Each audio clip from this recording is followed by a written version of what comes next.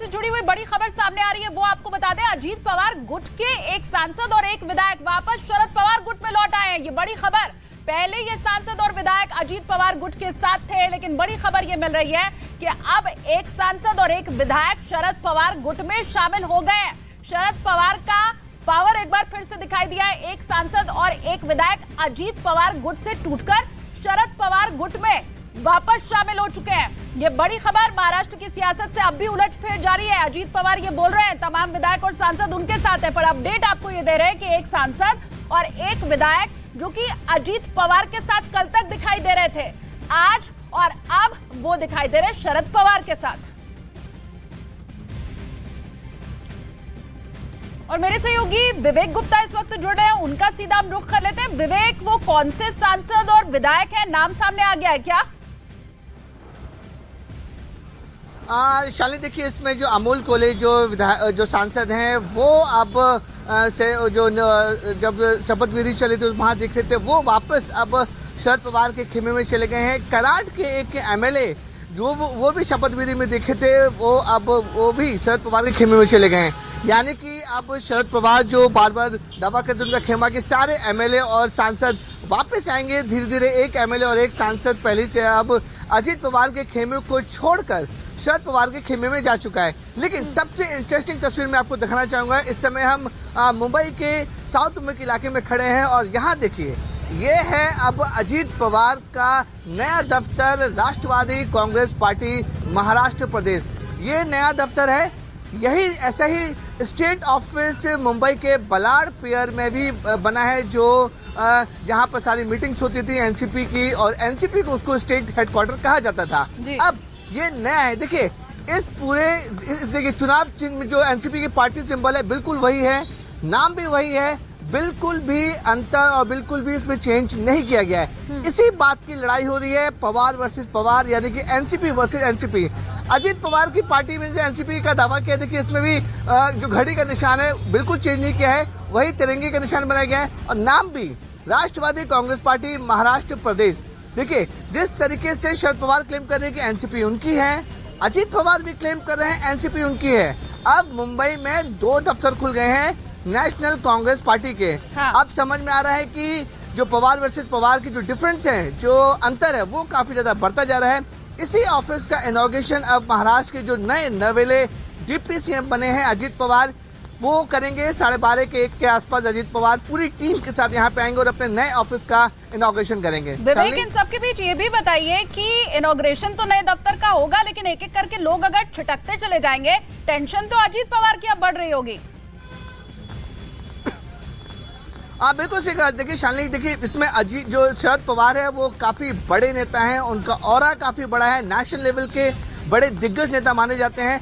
इसलिए शरद पवार के खेमे ने बार बार और ये साफ तौर पे कह दिया था कि अगर शरद पवार पूरी तरह से एक्टिव हो जाएंगे और सभी एमएलए और सांसद को पर्सनली फोन करना शुरू करेंगे, तो कोई भी एमएलए और एमपी जो बागी हो चुके हैं वो शरद पवार को मना नहीं कर सकते हैं। हाँ, इसी वजह से देखिए शरद पवार का खेमा काफी ज्यादा कॉन्फिडेंट दिख रहा है। लेकिन अब अजीत पवार भी काफी ज्यादा कॉन्फिडेंट में दिख रहे हैं और जो सूत्रों से जानकारी मिल रही है कि देखिए पूरे महाराष्ट्र में एनसीपी की तकरीबन जो 54 सीटें हैं, जिनमें से 1 सीट खाली है, यानी कि 53 विधायक हैं। 53 में से 43 विधायक अजीत पवार के खेमे में है और 10 विधायक अजीत पवार के खेमे में बचे रहते हैं, आने वाले दिनों में पवार के खेमे में रुके रहते हैं, ये थोड़े देर में पता चल जाएगा। आप बने रहिए विवेक, आगे भी आपके पास लौटेंगे। लेकिन देखिए, महाराष्ट्र में अजीत पवार गुट की बगावत के बाद शरद पवार ने अपनी ताकत अब दिखा दी है।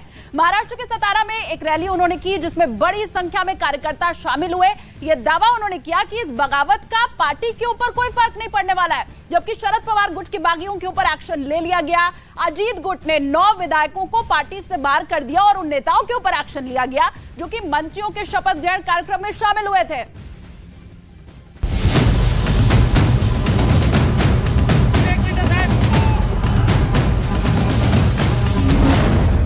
बगावत से एनसीपी में हड़कंप, शरद पवार का शक्ति प्रदर्शन, बागियों के खिलाफ एनसीपी का एक्शन। एनसीपी के 9 विधायक बागी हुए तो शरद पवार ने मोर्चा संभाला। सबसे पहले वो सोमवार को महाराष्ट्र के कराड़ में अपने गुरु पूर्व सीएम यशवंतराव चौहान की समाधि पर पहुंचे और श्रद्धांजलि दी। इसके बाद सातारा में रैली कर शक्ति प्रदर्शन किया। उन्होंने दावा भी किया कि अजीत गुट की बगावत से पार्टी को कोई फर्क नहीं पड़ेगा और उन्हें अल्टीमेटम भी दे दिया। सातारा में शरद पवार ने हुंकार भरी और दावा किया कि एनसीपी एक बार फिर नई ताकत से ऊपर उठेगी।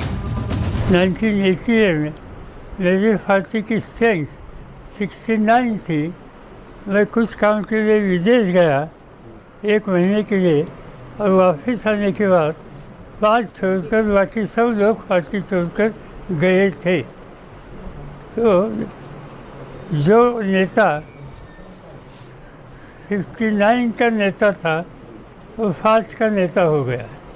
इतनी मेरी हालत हुई थी, मगर मुझे कोई चिंता नहीं थी। मैंने पूरा महाराष्ट्र घुमा कर लोगों को मिलकर एक अलग माहौल पैदा किया और जब चुनाव हुआ तब जो हमारी स्ट्रेंथ थी वो रही, सब लोग चुनकर आ गए और जब छोड़कर गए इनमें से 3 या 4 छोड़कर बाकी सब डिफीट हो गए। और इससे ये मेरा फास्ट एक्सपीरियंस 2-3 बार ऐसा है, इसलिए कितने गए कौन गए इसकी जांच मैं कभी करता नहीं हूँ। उधर एनसीपी ने बागियों के खिलाफ ताबड़तोड़ एक्शन लेना शुरू कर दिया। शरद पवार ने सांसद प्रफुल्ल पटेल और सुनील तटकरे को पार्टी से बाहर कर दिया। अजीत पवार के शपथ ग्रहण समारोह में भाग लेने गए 3 नेताओं पर भी एनसीपी ने एक्शन लिया। साथ ही अजीत पवार समेत 9 विधायकों को एक्शन की जानकारी दी गई। एनसीपी ने बगावत करने वाले अजीत पवार समेत 9 विधायकों को पार्टी से बर्खास्त कर दिया। इसके साथ ही विधानसभा अध्यक्ष से सभी को अयोग्य घोषित करने की मांग की। इसके साथ ही प्रदेश सचिव शिवाजी राव गर्जे को पार्टी से बाहर का रास्ता दिखा दिया। एनसीपी ने अकोला के जिलाध्यक्ष विजय देशमुख को भी पार्टी से निकाल दिया। एनसीपी ने मुंबई के कार्यकारी अध्यक्ष नरेंद्र राणे को भी पार्टी से निकाल दिया। उनकी बेटी और सांसद सुप्रिया सुले ने प्रफुल्ल पटेल और सुनील तटकरे के खिलाफ एक्शन लेने के लिए शरद पवार को चिट्ठी लिखी थी। उधर शरद पवार के एक्शन के तुरंत बाद अजीत पवार ने भी एनसीपी की नई टीम बना दी। उन्होंने सांसद सुनील तटकरे को महाराष्ट्र प्रदेश का अध्यक्ष बना दिया। अनिल पाटिल को व्हिप की जिम्मेदारी दे दी गई। पार्टी कैसे चलेगी? बहुत अच्छी तरह से चलेगी, फिक्र मत करो। उधर एनसीपी से अजीत गुट की बगावत के बाद दिल्ली में एनसीपी के दफ्तर में लगी प्रफुल्ल पटेल की तस्वीर हटा दी गई। मतलब एनसीपी ने बगावत के खिलाफ सख्ती के संकेत दिए। लेकिन इसी बीच अजीत गुट ने प्रेस कॉन्फ्रेंस की और शरद पवार के एक्शन का खुलकर विरोध किया। आमचे राष्ट्रवादी काँग्रेस पार्टीचे खूप सारे म्हणजे आम्हाला खात्री आहे की खूप सारे म्हणजे बाय वास्ट मेजॉरिटी म्हणजे बहुसंख्य लोकांनी। उधर सूत्रों के हवाले से दावा किया गया कि शिंदे की सरकार में एनसीपी के 43 विधायक, 6 विधान परिषद सदस्य और 3 सांसद भी जुड़ सकते हैं। हालांकि महाराष्ट्र सरकार में अजीत पवार गुट की क्या ताकत होगी, इसकी तस्वीर मंत्रिमंडल विस्तार के बाद साफ होगी। तो टूट हो चुकी है एनसीपी के अंदर, लेकिन आपको ये बताते हैं कि एनसीपी में अजीत पवार की बगावत की बड़ी वजह क्या है। 3 बड़ी वजह है, एक एक करके आपको बताते हैं। वो 3 कौन सी वजह है? पहला ये कि महागठबंधन में शरद पवार जो चले गए, सरकार उन्होंने बना ली, उससे नाराज थे अजीत पवार, क्योंकि वो तो बीजेपी के साथ सरकार बनाना चाहते थे जब उन्होंने पहली बार उप मुख्यमंत्री पद की शपथ ली थी। अब दूसरी बड़ी वजह सुप्रिया सुले को एनसीपी अध्यक्ष बनाया जाना। वो ये चाहते थे कि शरद पवार जब रिटायरमेंट ले रहे थे तो बड़ी जिम्मेदारी उन्हें दी जाए, और यही अनदेखी की बड़ी वजह, पार्टी में अनदेखी उनकी की गई। वो ये चाहते थे कि बड़ा पद जब शरद पवार अब छोड़ना चाह रहे, राजनीति तो उन्हें मिले, लेकिन वो उन्हें मिल नहीं पाया, और यही तमाम वजह रही एक बार फिर से अजीत पवार के बीजेपी में जाकर शामिल हो जाने की, एनडीए में शामिल होने की। अब बड़ी खबर आपको बताएं, एनसीपी में अजीत पवार की बगावत के बाद उद्धव ठाकरे और कांग्रेस ने अपने सभी विधायकों और सांसदों को बुला लिया है। उद्धव ठाकरे ने अपने पार्टी के सभी विधायक, सांसद और नेताओं को बैठक में शामिल होने का आदेश दे दिया है। जानकारी के मुताबिक ये बैठक शिवसेना भवन में दोपहर 12:30 बजे होगी, मतलब आपसे बस कुछ ही देर के बाद। और इसके अलावा कांग्रेस के सभी विधायक और सांसदों की भी एक अलग से बैठक बुलाई गई है।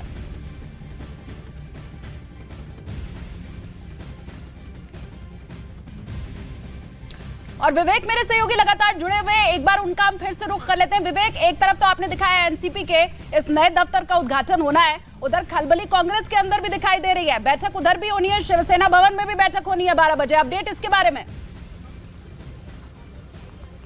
देखिए खलबली पूरी तरह से अब महाविकास आघाड़ी में है। देखिए जो उद्धव ठाकरे की सेना थी वो लगभग पूरी तरह से टूट चुकी है।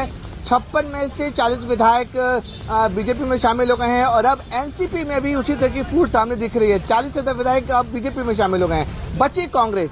अब ये जो तीनों पार्टी की लड़ाई है उसमें सबसे बड़ी लड़ाई हो रही है कि एलओपी यानी कि लीडर ऑफ ऑपोजिशन कौन बनेगा। आपको बताना चाहेंगे शालिनी की लीडर ऑफ ऑपोजिशन अभी जितेंद्र अवार्ड जो एनसीपी के नेता हैं उन्हें बना दिया गया है। उसको लेकर कांग्रेस के अंदरूनी में काफी ज्यादा नाराजगी है और कांग्रेस का दावा है कि तीनों पार्टियों में फिलहाल सबसे बड़ी पार्टी कांग्रेस की है, इसलिए एलओपी यानी कि विपक्ष का नेता कांग्रेस की तरफ से बनाया जाना चाहिए। इसी को लेकर कांग्रेस आज मीटिंग कर रही है जिसमें वो सारे एमएलए, एमपी और अपने वर्किंग कमेटी के जो लोग हैं उनके साथ उनको बुलाया गया है। लगभग 11 बजे ये मीटिंग शुरुआत होगी और उस मीटिंग में प्रदेश अध्यक्ष नाना पटोले समेत मुंबई के अध्यक्ष जो नई अध्यक्ष बनी है वर्षा गायकवाड़ भी मौजूद रहेंगी। वहीं दूसरी तरफ 12:30 बजे उद्धव ठाकरे ने भी अपने सभी लोगों के साथ मीटिंग कर रहे हैं। और इन तमाम घटनाक्रमों के बीच में विवेक, ये पहला महाराष्ट्र वो राज्य हो जाएगा जहां पर एनसीपी पक्ष और विपक्ष दोनों जगह होगी।